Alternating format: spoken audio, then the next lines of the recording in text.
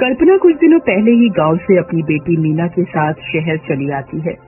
उसे मीना के पैरों का इलाज करवाना था। गांव के डॉक्टर ने ही उसे शहर के हॉस्पिटल में जाने के लिए कहा था। मीना के पैरों में हमेशा सूजन रहती थी, इसीलिए वो लंगड़ा कर चलती थी।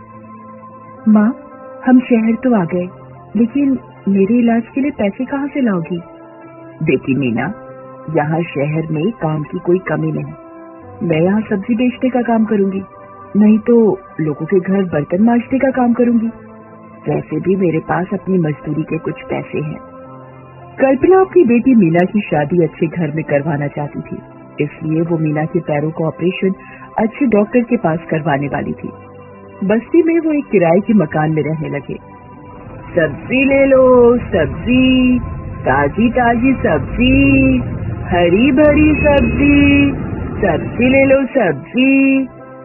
कल्पना सब्जी मार्केट से सस्ती सब्जी खरीद कर गली गली जाकर बेचने लगी और इलाज के लिए थोड़ा थोड़ा पैसा जमा करने लगी। मीना, अच्छा हुआ हम शहर आ गए। थोड़ा पैसा जमा करके जल्द ही तुम्हारे पैरों का ऑपरेशन करवाकर हम वापस गांव चले जाएंगे। माँ, मैंने सुना है कि कोई महामारी आई है, इसलिए आप अपना ख्याल रखना और मुझे भी अपने घर के बाहर एक सब्जी की दुकान डाल दो, तो मैं भी थोड़े पैसे जमा करूंगी। फिर कल्पना मीना को भी एक छोटे हाथ गाड़ी पर सब्जी की दुकान डाल देती है। दोनों का बहुत ही अच्छे से चलने लगता है। कल्पना गली गली जाकर सब्जी बेचती है और मीना घर के बाहर ही बैठकर हाथ गाड़ी पर सब्जी बेचती है। फिर अचानक ही कुछ दिन बाद पूरे देश में लॉकडाउन लग जाता है। कल्पना हमेशा की तरह सब्जी बेचने गली गली निकल पड़ती है। सब्जी ले लो सब्जी, ताजी ताजी सब्जी, हरी भरी सब्जी। लेकिन आज कल्पना को सारे रास्ते सूने सूने लगते हैं। कोई आदमी सड़क पर दिखता ही नहीं। बस सब तरफ कभी पुलिस की गाड़ियों की आवाजें तो कभी एम्बुलेंस की आवाजें आती हैं। कुछ देर बाद कल्पना को रास्ते में ही पुलिस रोक देती है। सुनो, तुम्हें पता नहीं है क्या, कोरोना महामारी सब तरफ फैल रही है। अब सब तरफ लॉकडाउन लग गया है, दुकानें रास्ते सब बंद रहेंगे। साहब, अब सब बंद रहेगा तो हम अपना घर कैसे चलाएंगे और खाएंगे क्या? तुमने तो मास्क भी नहीं पहना है और पुलिस से बहस मत करो, नहीं तो डंडा पड़ेगा। तुम लोग और कर भी क्या सकते हो, गरीब को परेशान करते हो। तुम्हें जो करना है करो, मैं तो गली गली जाकर सब्जी बेचूंगी। फिर लेडी पुलिस कल्पना को एक डंडा मारती है और उसका सारा सब्जी का सामान भी जमा कर लेती है। फिर कल्पना वहां से भाग निकलती है और रास्ते में चलते चलते सोचने लगती है, आज तो कुछ न कुछ कमाई करनी ही होगी, नहीं तो घर कैसे चलेगा अपना? मीना का ऑपरेशन कैसे होगा? उसकी शादी भी तो करनी है। इसी सोच में वो काम की तलाश में बिना मास्क के ही सब्जी मार्केट के पास आ जाती है। वहाँ कुछ लोग चोरी छुपे सब्जी लेने आते हैं। कल्पना को गाड़ी से सब्जी उतारने का काम मिल जाता है। काम करते करते वो लोगों से कोरोना वायरस और लॉकडाउन के बारे में और सुनती है। काम होते ही पैसा लेकर कल्पना अपने घर की ओर निकल पड़ती है। रास्ते में उसे फिर से पुलिस मिल जाती है। तुम अभी तक घर नहीं गई और बिना मास्क के रास्तों पर घूम रही हो। लगता है तुम्हें अब जेल में डालना ही पड़ेगा। जेल का नाम सुनते ही कल्पना डरने लगती है और फिर माफी मांगकर पुलिस से विनती करने लगती है। नहीं नहीं, जेल में मुझे मत डालो, नहीं तो मेरी लंगड़ी बेटी का इलाज कौन करेगा? मैंने काम नहीं किया तो शहर में हमारा गुजारा कैसे होगा मेम साहब? कल्पना अपनी सारी मजबूरी पुलिस को बताती है।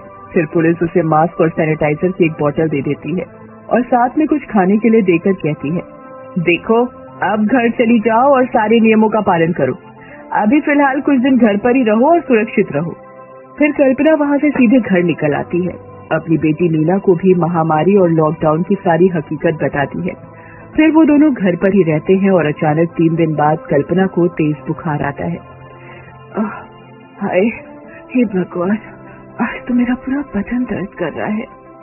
माँ, आपको तो तेज बुखार भी आया है। मीना अपनी माँ को घर में पड़ी बुखार की दवा देती है और उसके पैर दबाने लगती है। कुछ समय बाद कल्पना का बुखार और बढ़ जाता है।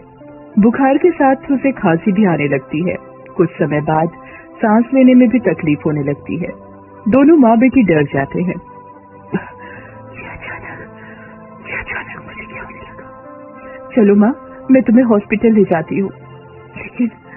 लेकिन बाहर तो बाहर तो सब बंद है बेटा, कैसे कैसे मुझे ले जाओगी? मैं करती हूँ माँ, कुछ तो करती हूँ। फिर मीना घर के बाहर आती है और मदद मांगने लगती है। गली से होकर वो सड़क पर आती है। लोग चुपचाप अपने घरों से ही तमाशा देखते हैं, लेकिन कोई भी उसकी मदद नहीं करता। सड़कें भी खाली होती हैं। कोई है जो हमारी मदद करेगा? मेरी माँ की हालत बहुत खराब है, उन्हें हॉस्पिटल ले जाना है, कोई हमारी मदद करो। बेचारी मीना लंगड़ाते हुए सब तरफ मदद के लिए घूमने लगती है। फिर उसे एक घर के बाहर एक गाड़ी खड़ी मिलती है और मीना उसी घर के बाहर से आवाज देने लगती है, कोई है यहाँ? मेरी माँ को हॉस्पिटल ले जाना है, वो बीमार है, कृपया आपकी गाड़ी पर हमें हॉस्पिटल तक छोड़ दो। आपका जो भी पैसा बनता है वो मैं दे दूंगी। उसी घर के अंदर से उस गाड़ी वाले की आवाज आती है, तुम्हारी माँ बीमार है तो मैं क्या करूँ? चली जाओ यहाँ से, मेरे घर के सामने यूँ खड़ी मत रहो। बाहर महामारी फैल रही है और लॉकडाउन चल रहा है, चलो भागो यहाँ से। बेचारी मीना हताश होकर फिर अपनी माँ के पास आ जाती है। कल्पना की हालत और खराब होने लगती है। उसकी खांसी और सांस लेने की तकलीफ और बढ़ जाती है। कल्पना की बुरी हालत देखकर मीना रोने लगती है। माँ, आप फिक्र मत करो, मैं खुद आपको हॉस्पिटल लेकर जाऊंगी। मैं तो अब जल्दी नहीं सकती, और अब तो बात करने में भी परेशानी हो रही है। फिर बेचारी लंगड़ी मीना अपनी सब्जी वाली हाथ गाड़ी निकालती है, उस पर अपनी माँ को बड़ी मुश्किल से लिटाती है। माँ फिक्र मत करो, मैं खुद आपको जल्दी हॉस्पिटल ले चलती हूँ, सब ठीक हो जाएगा माँ। फिर बेचारी लंगड़ी मीना बड़ी ही मुश्किल से हाथ गाड़ी को धक्का देने लगती है। अपने अंदर की पूरी ताकत लगाकर वो लंगड़ाते हुए अपनी माँ को किसी तरह हॉस्पिटल ले आती है। वहाँ आने के बाद उन्हें पता चलता है वहाँ पहले से ही लोगों की भीड़ है। बहुत से लोग कोरोना संक्रमित होकर बेहाल पड़े हैं। फिर भी मीना कोशिश करती है। हॉस्पिटल के बाहर से ही मदद के लिए आवाज देने लगती है, डॉक्टर साहब, नर्स कोई है यहाँ? मेरी माँ को भी हॉस्पिटल के अंदर ले लो, इनका जल्द से इलाज शुरू कर दो। बेचारी लंगड़ी मीना बहुत सी आवाजें लगाती है। फिर एक नर्स हॉस्पिटल के अंदर से बाहर आती है। क्या हुआ है इन्हें? देखिए ना, मेरी माँ को बहुत खांसी आ रही है और सांस लेने में भी दिक्कत हो रही है। अरे, ये सब कोरोना के लक्षण हैं। इन्हें अभी के अभी ऑक्सीजन की जरूरत है, नहीं तो इनका बचना मुश्किल है। तो इनका जल्द से जल्द इलाज शुरू कर दो। मैं आपके पैर पड़ती हूँ, नहीं तो मैं अनाथ हो जाऊंगी। देखो बेटी, अब तो यहाँ हॉस्पिटल में ऑक्सीजन सिलेंडर की कमी है और जगह भी नहीं है। तुम जल्दी से अपनी माँ को किसी दूसरे हॉस्पिटल ले जाओ। मैं तो शहर का कुछ जानती नहीं और इस हालत में कहाँ लेकर जाऊँ अपनी माँ को। नर्स मीना की सारी हालत समझ जाती है और उसे कुछ दवाई दे देती है। देखो, अब तो हॉस्पिटल में जगह नहीं है, फिलहाल ये दवाई अपनी माँ को दे दो और जल्द से जल्द अपनी माँ के लिए ऑक्सीजन सिलेंडर का इंतजाम करो। इतना बोलकर नर्स वहाँ से चली जाती है। फिर मीना लंगड़ाते हुए लोगों से ऑक्सीजन सिलेंडर के बारे में पूछने लगती है। फिर एक आदमी उसे बोलता है, देखो, ऑक्सीजन तो अब आपको कहीं नहीं मिलेगा। सब तरफ ऑक्सीजन सिलेंडर की कमी है, बहुत कालाबाजारी हो रही है मार्केट में। इतना बोलकर वो आदमी वहाँ से चला जाता है।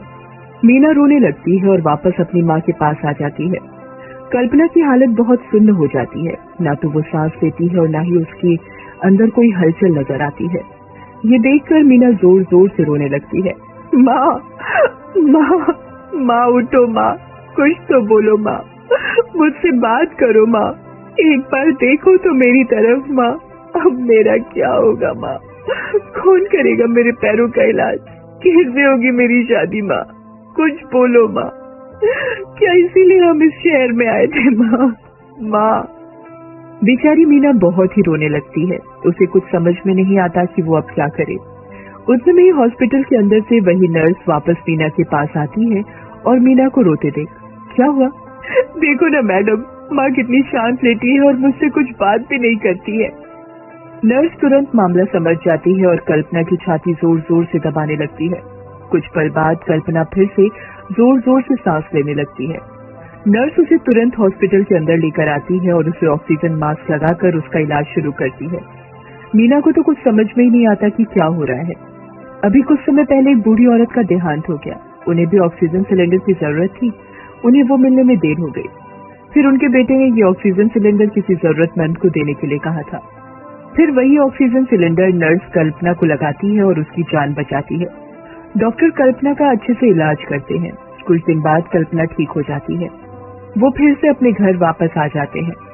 इसलिए दोस्तों, इस महामारी के समय लाचार परेशान लोगों का सहारा बने, एक दूसरे की मदद करें, यही इंसानियत और फर्ज है।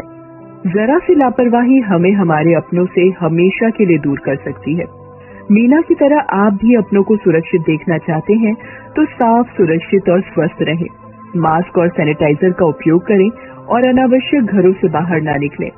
और चैनल को सब्सक्राइब कर हमें अपने विचार कमेंट बॉक्स में